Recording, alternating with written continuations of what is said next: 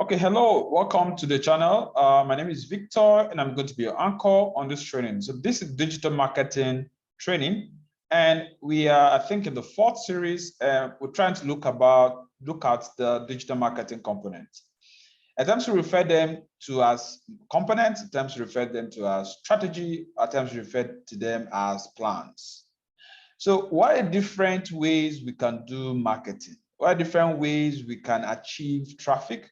What are different ways we could get leads? What are different ways we can actually get sales?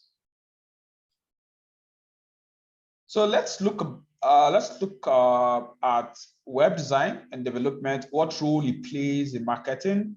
Let's look at search engine optimization, search engine marketing, look at the difference, see the role it plays and how we should do them. So I'm taking my time to go through this foundation, these basics of the do's and the don'ts and the hows and the when and the niche or the context to any of these concepts I'm trying to explain. Like I said earlier on, once I'm done with that, we can start applying this context. We can start applying these strategies in context, I mean to say. So we're also going to look at content marketing. How do you create content? What are different types of content? Normally we classify content in 4 broad areas like videos, like images, like audios, like text. Those are the 4 classes of content: video, image, audio, text. In doing your strategy development, you want to plan out the different types of text you might have. It might be articles, it might be journal, it can be brochure, it can be writes up, right? In planning your images, it can be pictures, it can be selfies, it can be banners, it can be flyers, it can be infographics, it can be so many types of image content.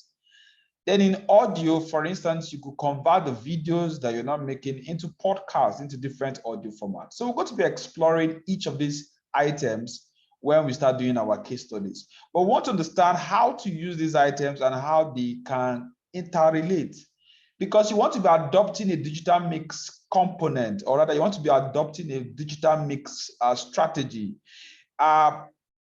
In marketing a particular brand or marketing a particular item or products or service, not necessarily are you going to be using all of the items, but you want to have a nice mix with all of the different items or some of the different items and see how that can help you get leads. Make sure those leads have interest. Then of course you want to have have them make decisions, and of course they cannot make purchases. We're going to be looking at display advertising and the role it plays. Display advertising, especially online, where you pay for a banner, the person clicks, comes to the website or goes to the particular form or whatever. Then we're also going to be exploring email marketing like GetResponse and MailChimp. I'm going to be telling you how you should craft your email. We're going to be doing those as case studies. So for now, we're going to be looking at the do's and don'ts of the email marketing, how you should do them, how you should plan them, how you should approach them. Then in the hands-on, we're going to be looking at actually implementing these things either by using GetResponse, MailChimp, however.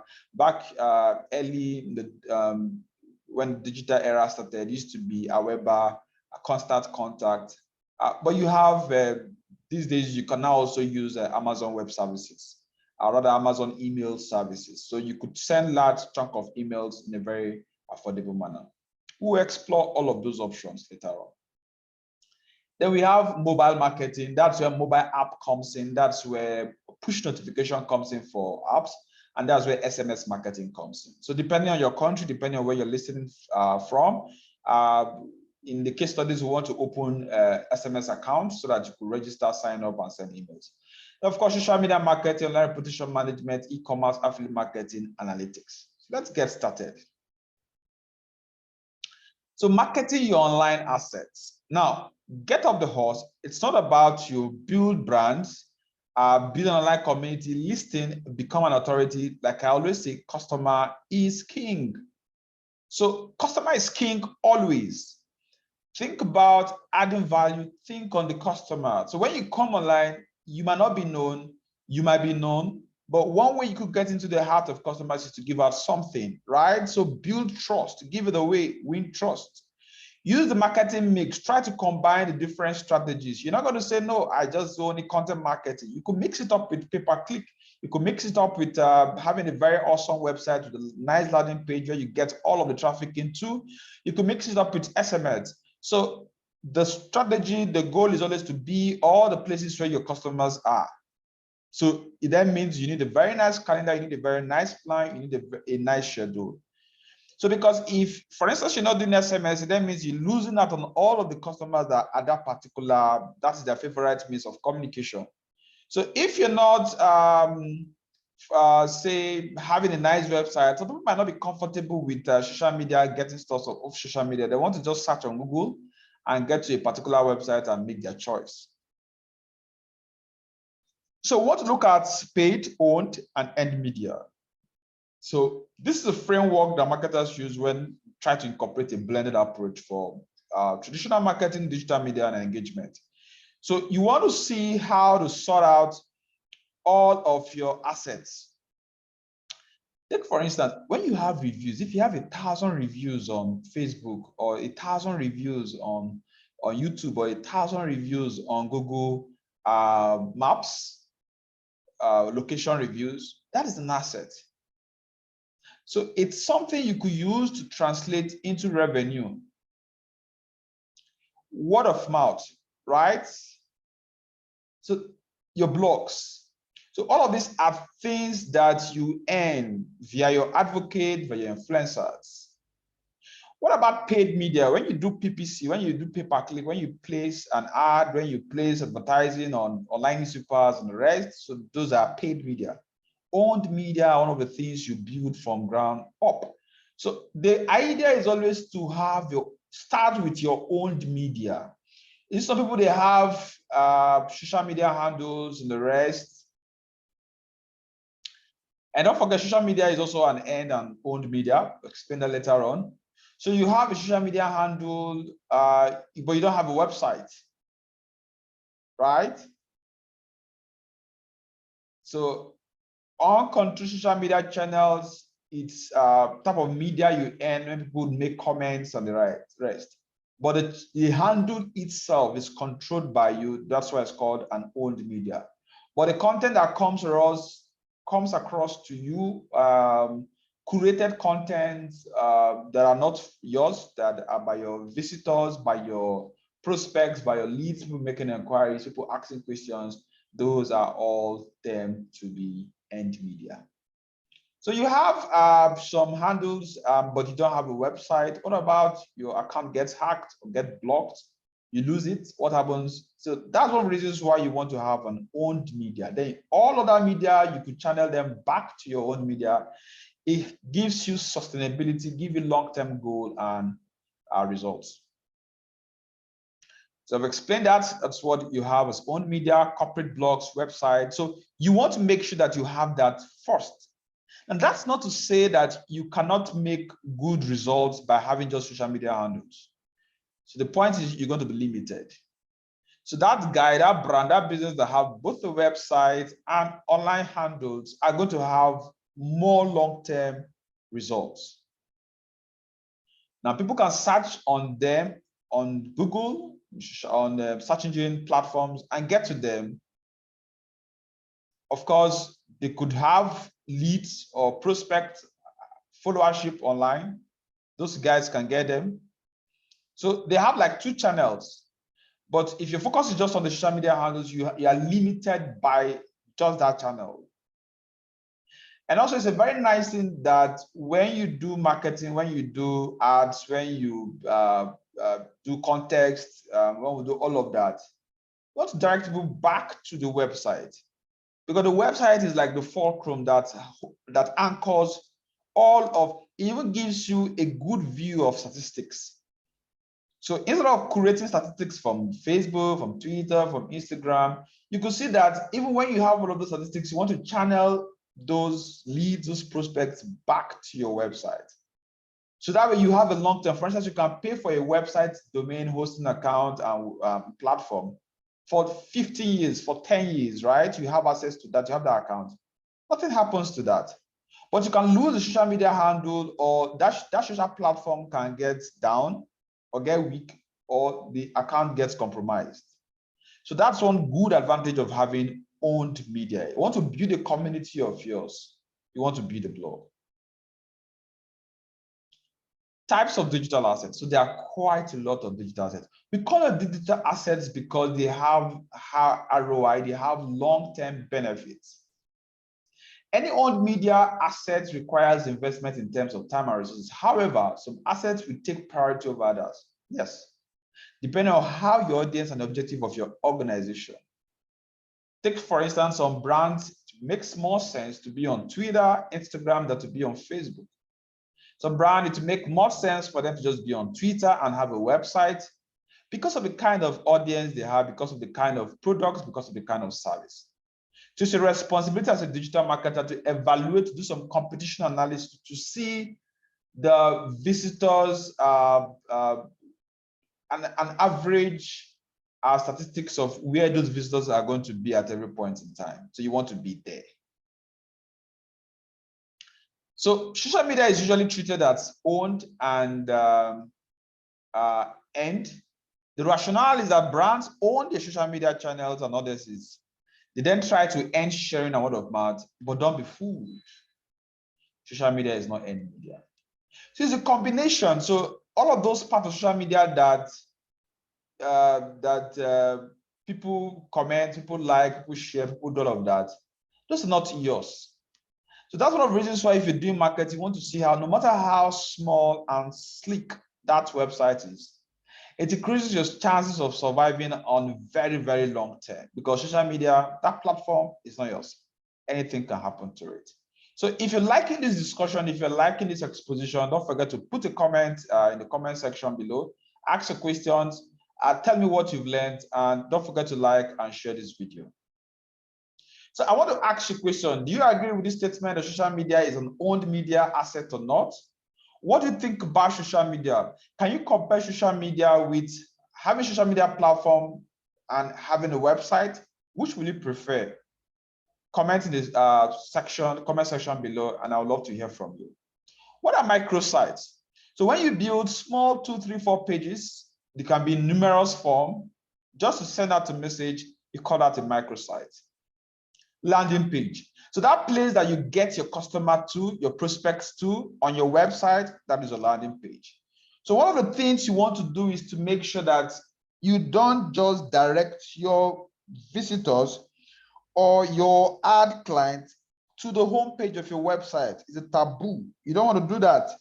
What you want to do is to get them to a page that is specially prepared for them, which you can always track, which you can tell how many persons visited, through which period of time. You want to tell whether they filled a particular form on that particular page. So imagine somebody trying to do an ad on Facebook or on Twitter, and his call to action is for somebody to text, for somebody to comment, or for somebody to make a call. That is a bad way to do marketing. The reason being that you're not going to get as much feedback as you ought to have, right? So you increase your chances by pushing people to a particular page where you can provide enough information. That one flyer that you have is not sufficient to pass enough information to convince somebody to get into the interest stage of the idea model. So having just a write-up, an article is still not sufficient to convince somebody to buy from you. So that's why it makes a whole lot of sense when you're doing an advert, doing a write-up, you want to take people back to a website, back to a landing page on your website, where you could collect data and allow a company to target and connect with them at a particular later date. You could call it the capture page. Very important. So I hate to do marketing without getting people to a page and having to get details from them so that I can reach them at a later date. Imagine somebody sees a write-up you have on Facebook, Twitter, Instagram, or an ad in one of these platforms on TikTok, and the person is not yet ready then to buy. So that ends it. What about if you take the person to a page where you provide more information and maybe an option to give this person something free, 20% of that particular item, 30% of that particular item, or a heads up or a guide on that particular item free of charge, and you're collecting the person's details. So if every day you could achieve 20, 30, 50% to that particular website, that means in 30 days, you should be having about 1,500 above leads. So somehow over time, if you have value, you're able to convert quite a number of these persons. So you want to have an effective website. I can't overemphasize this. So a website is so important. That's why one of the digital marketing, that's one of the digital skills you should have as a marketer, is to learn how to set up a clean, basic website or a blog. Except you work in a team, somebody else should handle that. One of the things we do at Saltech, for instance, if you're going to be doing marketing for you, is to offer web design or redesign services. Because the website plays a great role in trying to convert those leads. If you bring people back to the website and the website is not fanciful enough, it's not clean enough, it's not sweet enough, it's not convincing, you don't have enough content, things are not properly laid out, it then means that first impression, right, won't last. The person wants to be canceling and getting away from the website. So a good website plays an important role in if you're going to succeed in doing marketing or not. So the importance of a well-designed website should not be understated. There are numerous awards presented both nationally and internationally to companies and brands for the best corporate website, most beautiful website, right? So having online presence is very key. So I want you to check out this quiz.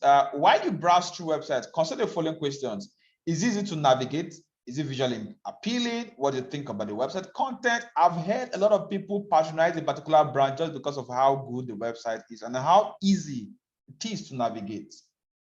Clients have told us this time without number. Your website provides enough information for me. That's why I'm able to relate. So I'm not just lured to buy. I have enough information. And there's what we call info marketing. So info marketing is using information to actually try to market. Don't forget our very first definition of what marketing is. Marketing is communicating value, right? That a product or service has to offer for the sake of providing a kind of a relationship, so that cannot translate to sales. So it first starts from you communicating that value. So how do you tell the value that you have to offer if you don't have content?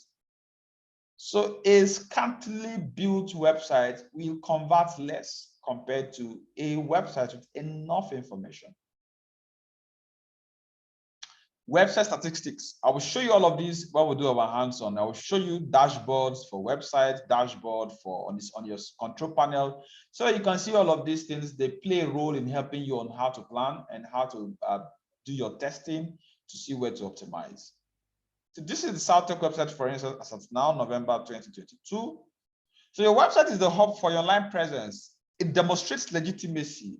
So you don't have a website, then you're doing something wrong. So give people enough of information, tell them who you are, tell them what you do, tell them your services, tell them your product, tell them your clients, tell them who you've worked with or for, and it demonstrates legitimacy. So a blog is another nice thing. Like on the Saltech website, you have a blog section where you have a lot of articles that we write that forms part of the crust for our disseminating content, right?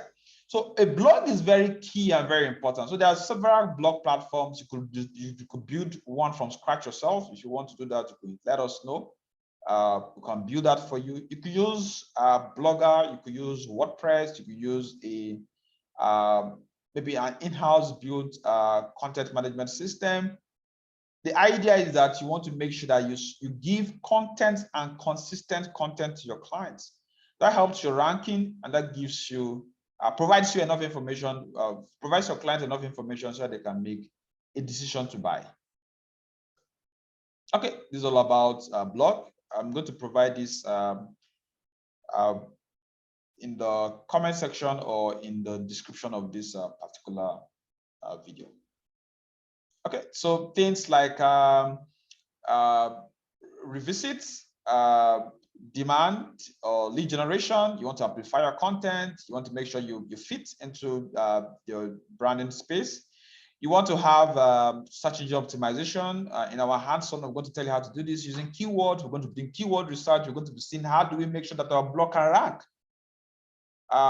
In the hands-on, I'm also going to be demonstrating. I'm going to tell you the several keywords that we rank for and how you can do that. Longevity. So it gives you long term. So a content you create on your website now, it could help you rank even after 2-3 years. So it shows you an authority when you write. It differentiates you from others. It could solve problems for people, answer their questions. It helps you to score. You could do some repurposing, right? I'll tell you how to do that. That's what we call content recycling. You have one content you could reuse in different formats. Then take, for instance, this slide I'm working on now. This is a PowerPoint. That is one content format. I could get that into PDF, that's another content format. I could get that into Word document, that's another content format. This video you're watching is one content format. I could get the recording as a podcast on another content format.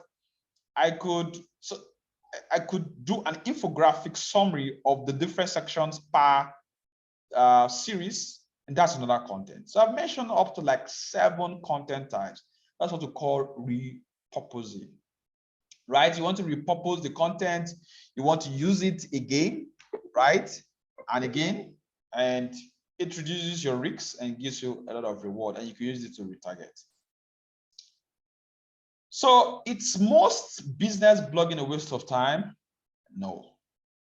So you want to be awesome, you want to think like a publisher, you want to understand what works for others, less is more, and there are times that more is more. So when you need to do a detailed content, go ahead and do that. When you need to provide a straightforward answer, please do that. And mix it up with a different range of content. In the hands-on, I'm going to bring you some infographics, and I'm going to tell you how to create content. Bingo, very, very fast without wasting so much time. You could create 100 content that's going to help you span for 3 months for your social media handles. Okay. A question, which blogs do you read on a regular basis? What attracts you to their stories and keep you engaged? Use the comment section and let me know. Which blog and why? So let us know. You could help us visit the blog, tell us what we can learn from you and what we could implement on our own website or blog. So that's all for lesson 1. We've looked at website, we've looked at how a blog, why it's very critical, why it's very important. So in the case study, we'll now start looking at how to create a blog. We'll start looking at how to set up a basic website. There's a channel, there's a playlist on this channel that have a complete guide on how to set up corporate website, e-commerce website, blog website. So I'll reference that when I start doing the case study for the digital marketing model. So in the next series, we're going to be looking at social media marketing and ORM. Thank you very much. Don't forget to like, share, and leave a comment so that I understand that you're catching up.